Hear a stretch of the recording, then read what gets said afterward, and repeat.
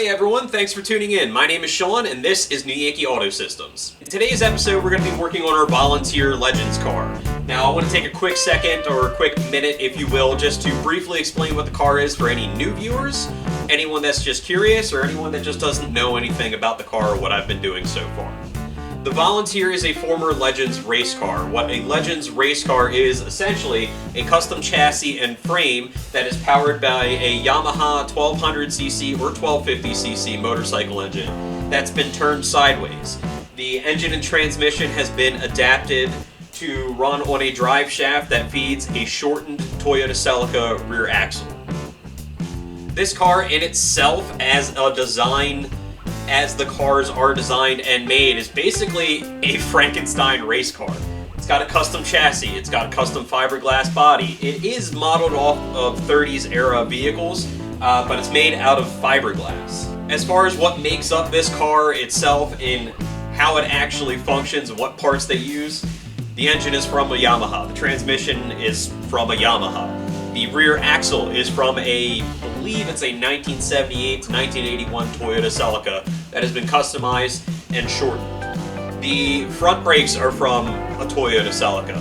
The clutch master cylinder, I believe, is from a Chevy Love truck. The brake master cylinder is from a Volkswagen Beetle or Super Beetle. The front ball joints are from, I believe, their Dodge Heavy Duty 3500 or old school D250 or D350 ball joints. This car, as designed, is basically just, let's use a whole bunch of parts that are available, put it together as a cheap race car, and let's go racing. The idea for this car is that I'm going to convert it to street legal use. What that's going to entail is adding headlights, taillights, turn signals, any of the other equipment that, as far as I can tell, is needed to actually make a vehicle road legal. There are ways that you can either make a custom specialized car, a kit car, a replica car, any of those things street legal. As far as from what I can tell, I need to have headlights, I need to have taillights, turn signals, exterior mirrors, the basic stuff, essentially. Hazards, things like that. In today's episode, what I'm going to be working on is I've gotten a box of deliveries of some of those components that I still need. Let's go ahead and get started and see exactly what we need to do today on the Volunteer.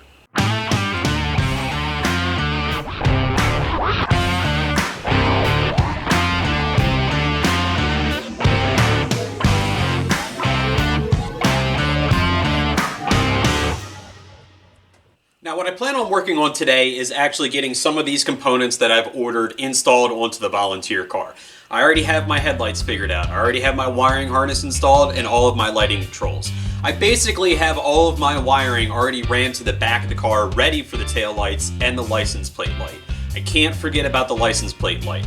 I'm not exactly sure how I'm going to run that yet, but I have the parts that I need and I should be able to come up with something that works for today. What I'm looking at is I have bought my taillights, a choke cable, exterior mirrors, and an LED license plate light. I hope to get most, if not all, of these things installed onto the car today, test them out, and hopefully cross some other things off of the list. This car in particular is really close to being done. There are some other maintenance items that I have to take care of, other things on my list that I have to go back over and make a plan for how to take care of. But the actual conversion items, the major items that I can get over right now, are very, very close to being finished. Now, knock on wood that doesn't cause me any other issues or any other headaches that I haven't foreseen, but I think that I can get these taken care of and get some major stuff crossed off today. As far as the specifics for those items, the taillights, again, I'm trying to emulate the old 1930s style of vehicle. I have chosen an LED style Lincoln Zephyr designed teardrop taillight. This taillight should be able to give me running light, brake light, and turn signal functionality all in one. Now, as far as the way it mounts, it's relatively simple and straightforward. The back of the LED itself does have these three wires coming out. I do need to group them so that they're going to be close to each other. And the unfortunate thing about the design is they are not really underneath of the plane where they need to mount to the body. So I am going to have to drill a rather large hole to make sure all of these wires go through. The way it actually mounts to the body after that, the bezel itself is separate. with 2 studs on the back of it. Now the bezel being chrome, I'm not too particularly fond of. I am planning on probably just putting a Plastidip coating over these. I know Plastidip is not necessarily the way to do it. I should vinyl coat it, or I should have it prepped and painted properly. However, this car is not mine. The purchaser of the car may want to have chrome rear bezels on their taillights. I'm not sure yet. I have a potential buyer for the car, but nothing is set in concrete right now. Being that the front headlights are already in black, I think it's a good idea to match black on the back, and Plastidip will at least allow me and the buyer the option to remove it easily in the future if necessary. The LED license plate light itself is pretty straightforward. It does have foam on the back of it, and it does have an outer bezel with supplied screws to be able to mount it to whatever I need to. I do already have a license plate bracket that I have in mind, but it is simple enough to just mount this to a flat piece of steel, mount that somewhere on the body, which I haven't figured out yet, wire it in, and be good to go. As far as the exterior mirrors, that's pretty straightforward. They are the long acre mirrors that should be able to mount around the roll bar itself, stick out just like the Petty Chevy does, and then provide the exterior mirrors that I need. Then the other item, choke cable. None of these cars that I have purchased have a choke cable to them. They do have the choke systems still installed on the carburetors, so they should be able to be adapted back to a choke cable and work. Hopefully I can figure something out as far as getting that choke cable hooked back up, because the car does not like to start without being choked. As far as talking to the gentleman that built the engine, he said they just need to be choked. So I'm going to add that convenience back into the car, and hopefully I can get that figured out so the cars can start first time, every time. So let's go ahead and get the time lapse set up and get to work.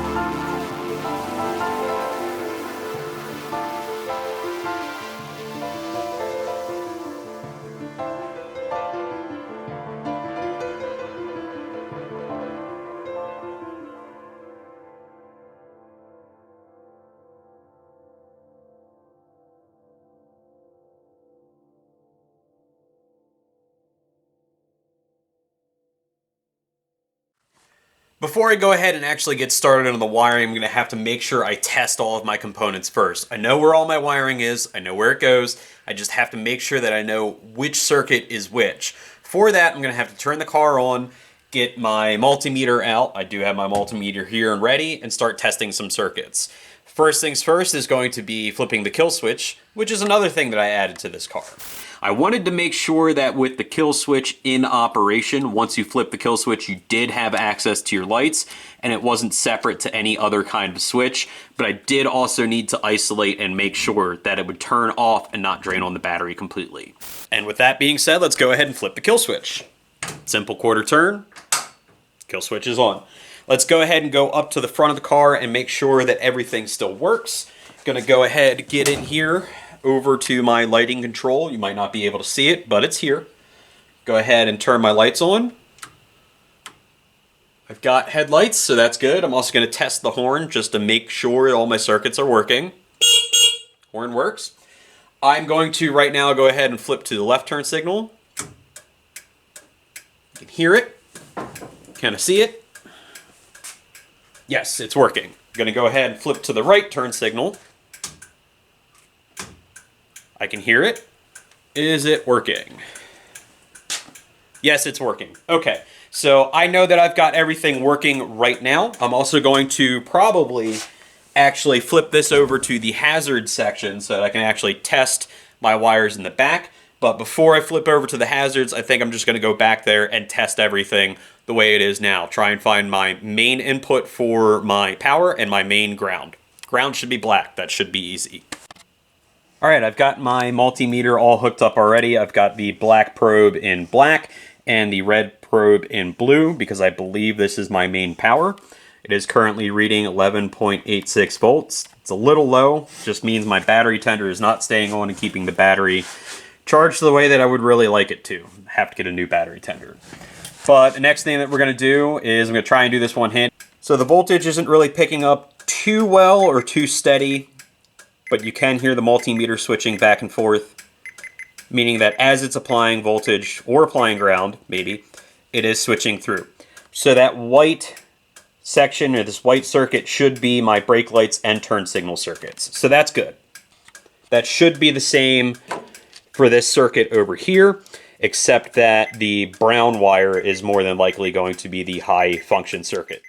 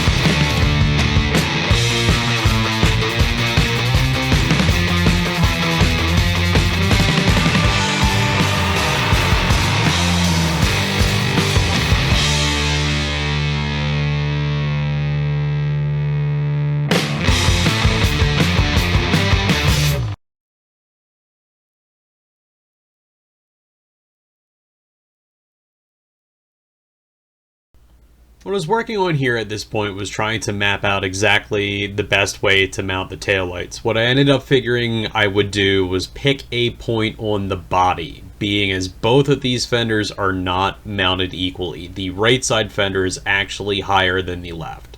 So I picked the body line, laid a piece of tape across it, and then measured across the fender its overall width and found the center of that. After I had that taken care of, I ended up mounting the tail lights onto the body with some blue tape just so I can get a better reference, and then marked a center line on the top piece of tape as well. This gave me a good place to lay the tail lights, get a template, make an outline so that I can make my cuts, because once I make my cuts and my holes, there's no going back.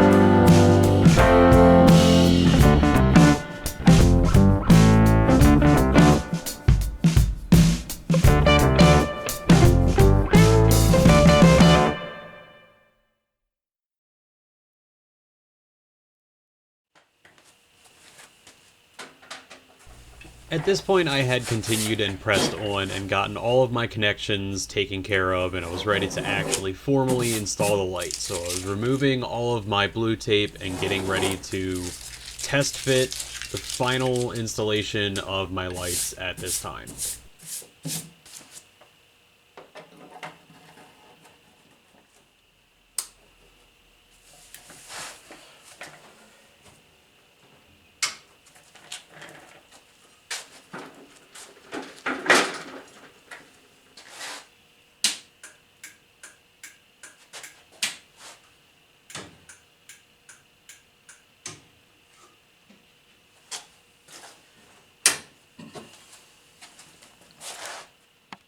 So, if you happen to be familiar with those cutscenes in SpongeBob SquarePants where the French narrator's like, several hours later.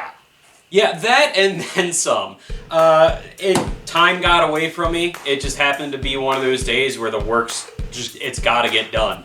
And unfortunately, I wasn't able to get everything done right the first time, or I had issues and I had to work through it, etc., etc., etc. However, there is good news. We have taillights. That's awesome. So the taillights work. I also had to figure out where my license plate bracket and license plate light was gonna go. That was probably about an hour and a half of the past 4 or 5 hours just figuring that out and getting that sorted on its own. And then making sure all the wiring was good, checking over everything, making sure everything works. But everything works, and I think it looks pretty good. I think going with the black on the chrome bezels was a really good choice. Ties in with the rest of the car, it doesn't stand out too much, and being that it is only Plastidip, if whatever future buyer wants to change their minds, all they've got to do is unbolt it and peel it off. So, it's something that can be reversible, but I think it definitely makes it look a lot better in the black on the orange car. Well, it's been a pretty full day for me here with the Volunteer. I got some things taken care of. I crossed some things off the list. That's what's most important. I've got things crossed off. They are done. I feel really good about being able to get the tail lights and the headlights and the hazards and all the lighting control working, except for the brake control switch. I don't know about that yet because I still have some brake work to do. I don't want to put brake fluid in there, have to drain it out again just to check it. I'll check it when I get to that point. But ultimately, I started off this project 2 months ago. Nearly half the time, way less than half the time that I've spent on Petty Chevy. But Petty Chevy has been able to teach me a lot about how these cars work and how I want to have them set up. What feels really good is that 2 months ago when we first started this Volunteer build series, I wrote down a list of things that needed to be done. There were 23 items on that list. I've crossed off 12 so far, so I'm more than halfway there. A lot of these items are smaller things that aren't going to eat up a whole bunch of time, so realistically, I feel like we're getting very, very close to the Volunteer car. Give it a month and I think the car should be ready if I can commit that much time to it at once. If you've made it to the end of the video, thank you so much. We appreciate all the views and subscribes that we can get. Make sure that you like and subscribe to the channel, New Yankee Auto Systems, and follow us on all of our socials. Facebook at facebook.com/New Yankee Auto.